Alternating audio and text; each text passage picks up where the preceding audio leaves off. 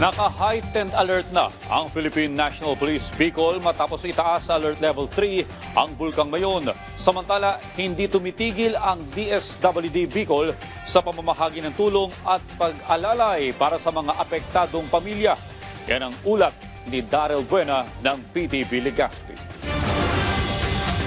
Nakapwesto na at nakalatag na din ang mga kagamitan ng PNP Regional Office sa Bicol para sa posibleng kailanganin sa pagresponde sakaling mas lumala pa ang sitwasyon ng pag-aalboroto ng Bulkang Mayon, lalo na sa mga lugar na nakapaloob sa 6-kilometer permanent danger zone na lubhang delikado na dahil sa mga rockfall at pagdaloy ng lava sa dalisdis ng bulkan.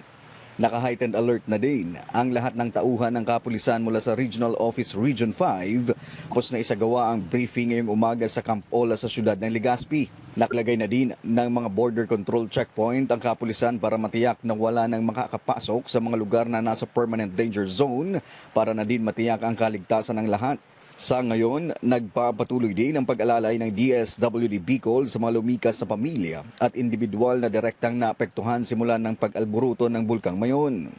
Pagpapatibay naman sa koordinasyon ng isinasagawa ng DSWD sa bawat munisipyo na nakapagdala ng mga lumikas sa mga temporary shelter para makapaghatid ng ready-to-eat food boxes at makapag-deploy na din ng mobile kitchen sa mga strategic location. Mula sa PTV Legazpi, Daryl Buena para sa Pambansang TV sa Bagong Pilipinas.